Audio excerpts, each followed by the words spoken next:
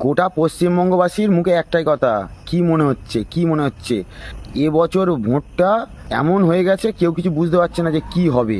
গোটা পশ্চিমবঙ্গবাসীর নজর কোথায়? স্ট্রং রুমের দিকে, অন্যদিকে নজর হারাচ্ছে না, স্ট্রং রুমের দিকে সবাই নজর রেখে দিয়েছে।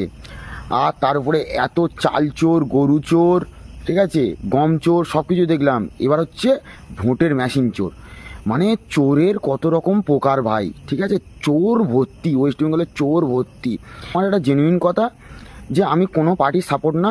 কালকের ভোট গণনার পর যে পার্টি ক্ষমতায় আসবে আমি তার সাপোর্টে। যদি বিজেপি আসে তাহলে আমি বলবো জয় শ্রীরাম বলে স্ট্যাটাস দেবো, আর যদি টিএমসি আসে আমি, ঠিক আছে, জয় বাংলা বলে স্ট্যাটাস দেবো। দেখো, আমি নিজের গান নিজে মারাতে চাই না, বাংলা কথা। আমি সোজা কথা, যেই দিকে ঢেউ বইবে সেই দিকেই আমি, ঠিক আছে, গা ভাসিয়ে দেবো।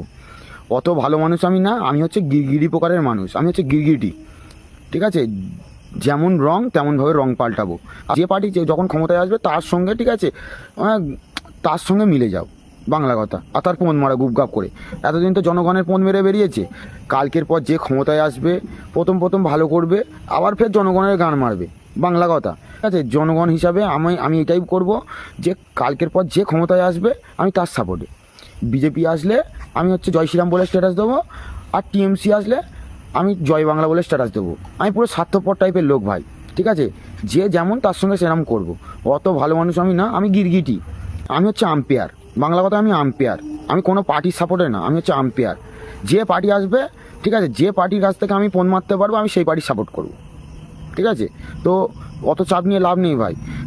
বিজেপি জিতলে আমি গেরুয়া আবির মাখবো, আর টিএমসি জিতলে আমি সবুজ আবির মাখবো, ব্যাস, বাংলা কথা, এক কথাই শেষ।